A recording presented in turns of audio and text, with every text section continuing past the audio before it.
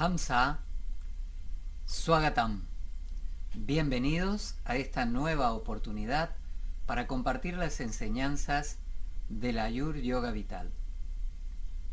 Esta vez me han pedido que comparta acerca de los sueños, esta función tan especial de nuestra mente.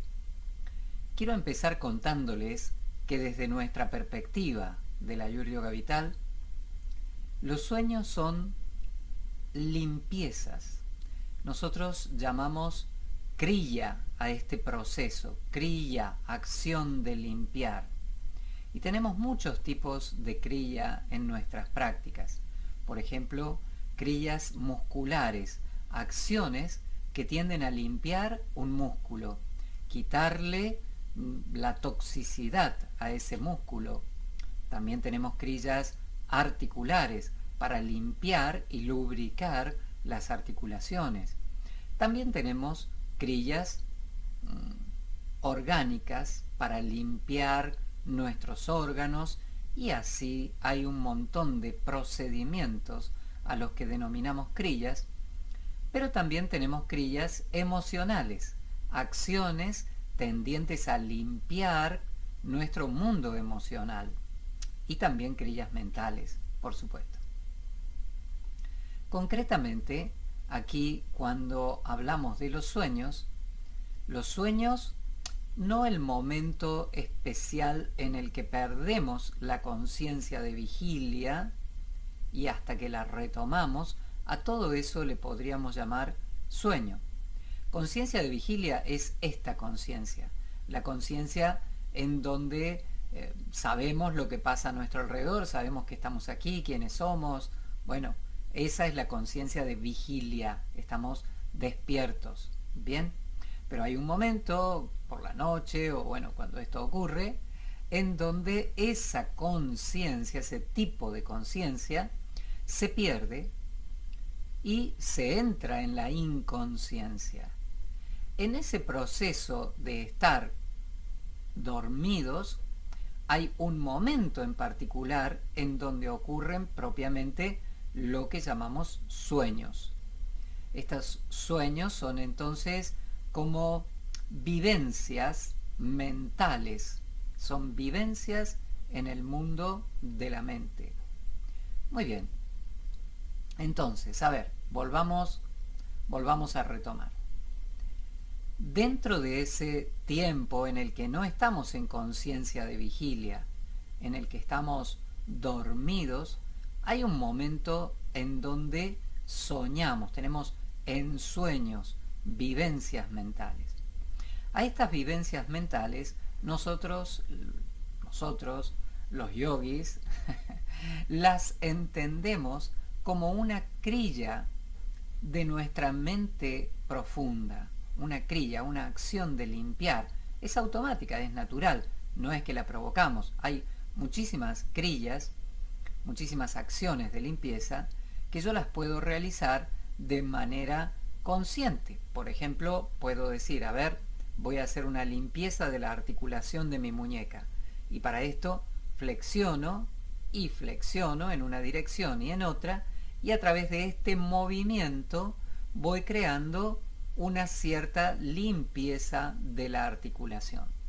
Pero podría ser que esto yo no lo promoviera conscientemente.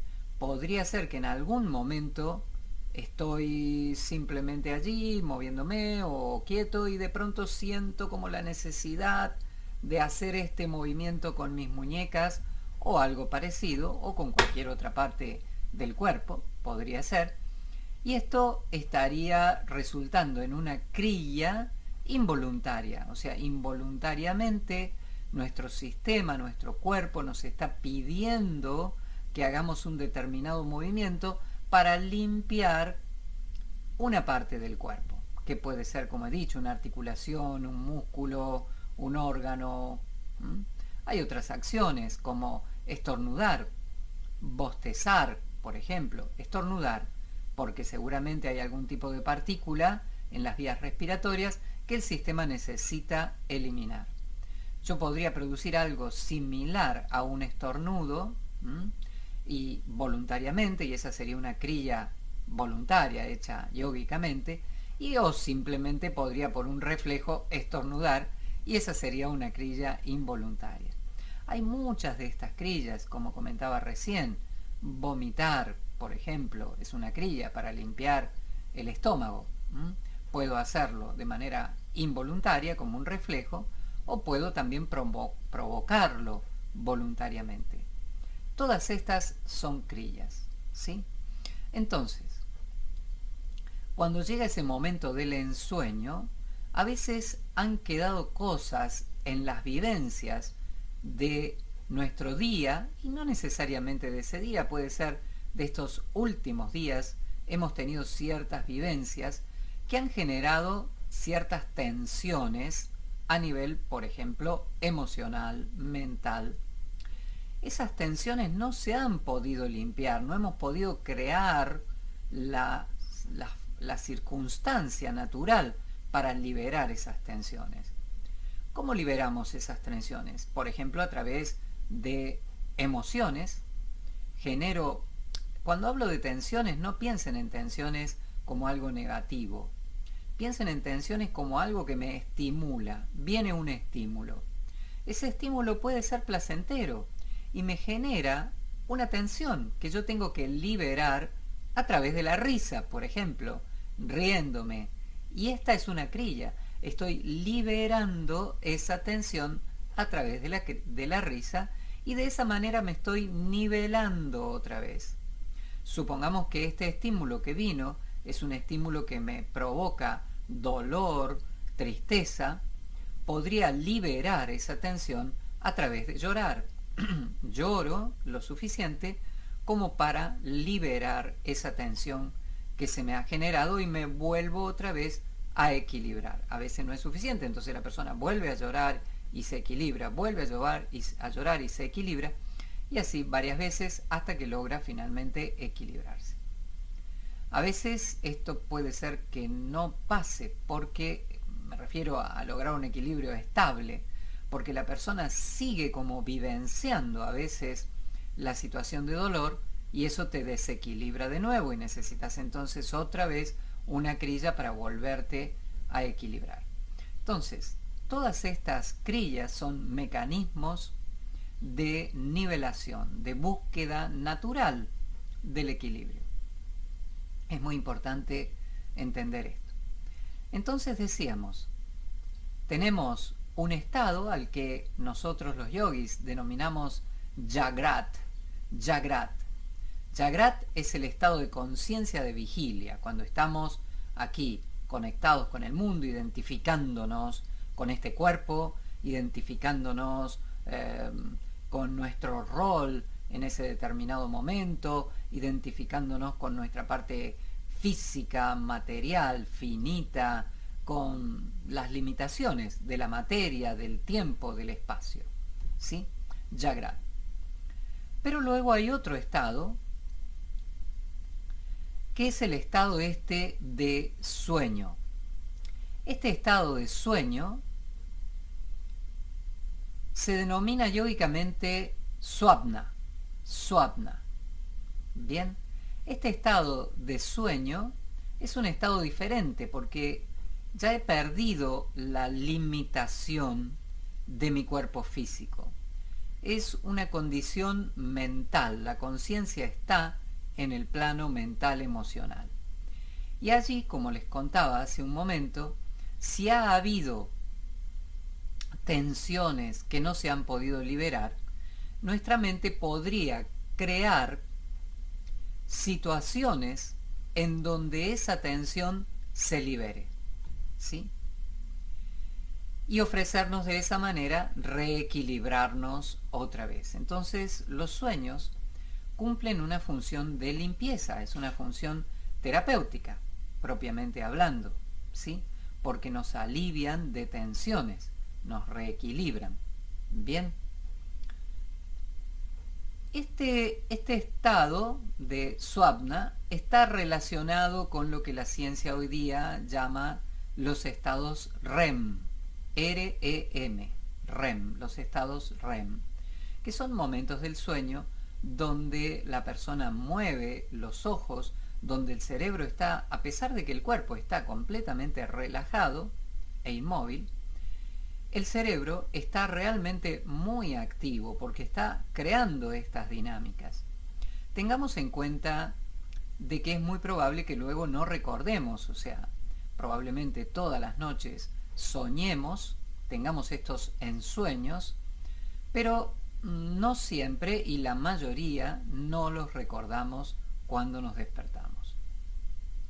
Esto, bueno, tiene que ver con el momento en particular en el que me despierte, la intensidad que haya tenido ese sueño, bueno, varias cosas entran en juego aquí.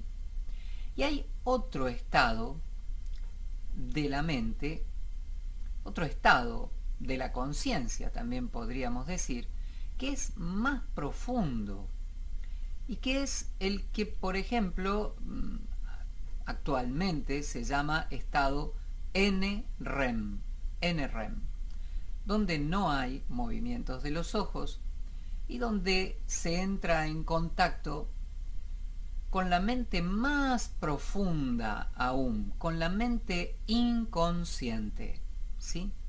Estos estados se llaman sushupti, sushupti en sánscrito. Este estado de sushupti tiene 3 niveles: el superficial, el medio y el profundo. Bien. Cuando se entra en este estado, ya la desidentificación es prácticamente total. No es total, pero es prácticamente total. Y se entra en una profunda paz. Y allí es donde realmente descansamos. Allí se cumple otra función que tiene este momento del sueño. Este sería como un sueño profundo, un sueño sin ensueño, en donde descansamos profundamente, y es el momento en donde nuestra energía se reequilibra y se distribuye. Toda la dinámica energética del día se redistribuye en nuestro sistema. Cuando el individuo no puede llegar a este estado del sueño sin ensueño, del sushupti profundo, empieza a haber un desgaste inmenso en ese individuo que no puede entrar, porque no se puede redistribuir bien su energía. Y es en realidad muy nefasto para la salud, muy nefasto para la salud, por lo que es importante entonces crear buenas condiciones para cuando vamos a dormir, de tal manera de poder lograr este estado. Buenas condiciones para dormir es que el lugar donde vayamos a dormir, bueno, haya ausencia de ruidos que pudieran despertarnos, de luz principalmente, porque la luz es un estímulo para segregar cierta química en el cerebro que impediría de alguna manera o dificultaría que entremos en estos estados de sueño profundo. Bien. Hay otro estado más de la conciencia, que es el turiya, que es más profundo todavía que este. Y ahí sí que hay una desidentificación completa. Ahí entramos más allá del tiempo, más allá del espacio. Es una desidentificación absoluta cuando se llega allí. Pero no se llega normalmente en un sueño naturalmente inducido, en el sueño de todas las noches. Normalmente no se llega a esa frecuencia, a esa profundidad. ¿Qué hacemos los yogis en relación a esto? Seguramente, si ustedes ya tienen alguna experiencia en las prácticas yógicas y de yoga vital especialmente, seguramente han oído hablar de la conciencia de testigo, de proponerse a través de la práctica de meditación entrar en un estado de conciencia de testigo. Estoy ahí, observo lo que pasa, pero no me identifico. Me aprendo conscientemente y voluntariamente a no identificarme con las dinámicas de la mente. Solo lo veo como una película, pero en las películas a veces nos identificamos con el protagonista, disfrutamos, sufrimos con el protagonista. Bueno, no es eso.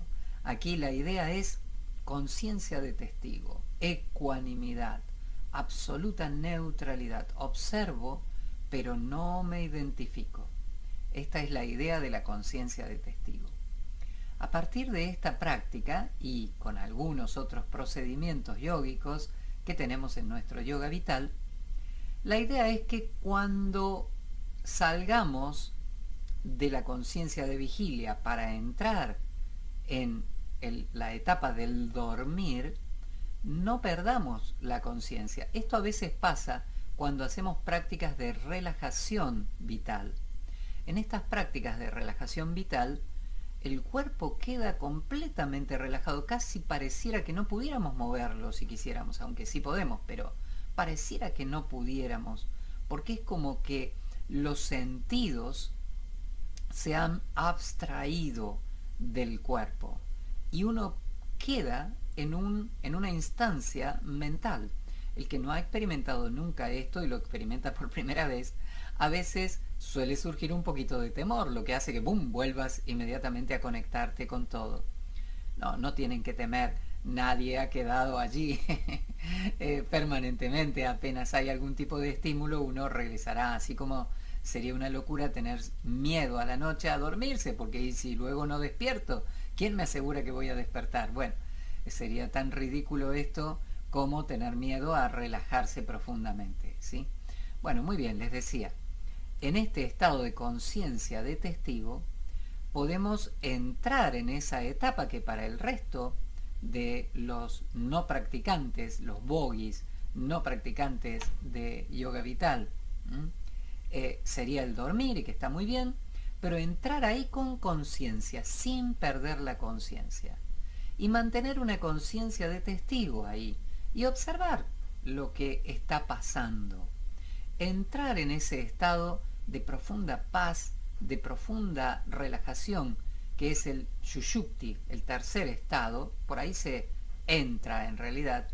Se entra al Sushupti desde la etapa más superficial, luego a la media, luego a la profunda, y se vivencia ese estado de profunda paz, de profundo descanso, en donde las energías se nivelan, se reparten y todo está en una gran armonía. Una vez cumplida esta etapa, entonces naturalmente va a aparecer el segundo estado, el Swapna, el segundo estado de la conciencia, en donde se van a producir ciertas crillas, se van a crear en nuestra mente imágenes, situaciones, y las vamos a estar vivenciando, un ensueño. Solo que al yogi estar consciente de ese ensueño, puede, si lo desea, tomar el control del sueño, tener un sueño vívido, un sueño en donde vos estás consciente y tenés la posibilidad de tomar decisiones y de hacer que el sueño vaya en una determinada dirección. Porque no siempre el sueño termina liberando la atención, porque no siempre el sueño, no siempre en ese proceso natural se logra. A veces no, a veces simplemente padecemos del miedo, de esto, y no podemos superarlo. Y entonces habrá que volver a intentarlo luego, una próxima y una próxima, hasta que eso se libere. Pero en este caso no sería así, porque vos tenés la conciencia, sabes que estás soñando, sabes que estás en un proceso de crilla, y sabes que la resolución de esa crilla es a veces afrontar ese miedo y superarlo. Y entonces, en este proceso, la crilla se completa totalmente. Muy bien. Por último, quisiera hablarles de este estado de Sushupti, el tercero, ¿no?, en donde se entraba en contacto con la mente inconsciente. A veces allí, en ese estado, estando consciente, pero en Sushupti, ¿está bien? Entonces, ¿qué puede pasar? Allí estás en contacto con el inconsciente. El inconsciente tiene una cantidad de información, una cantidad de conocimientos increíbles, que normalmente no vuelven a nuestra conciencia, están allí, están en el fondo de la mente. Pero al estar conscientes allí, entramos en lo que nosotros llamamos la intuición, en una percepción profunda de la realidad que nos permite descubrir cosas, incluso anticipar cosas que van a pasar o entender cosas que ya han pasado, ¿sí? Esto sería como el equivalente a tener una visión, ¿sí? No un sueño, sino una visión premonitoria, por ejemplo, de algo que va a pasar, o una visión aclaratoria de algo que ya ha pasado para que podamos comprenderlo. Tenemos que entender que la comprensión es la clave para nuestro equilibrio, en la medida, equilibrio en sentido amplio, ¿no? Físico, mental, espiritual. En la medida en que comprendemos las cosas, dejan de ser un problema para nosotros. Ya pasa a ser parte de un proceso de solucionar eso que no estábamos comprendiendo.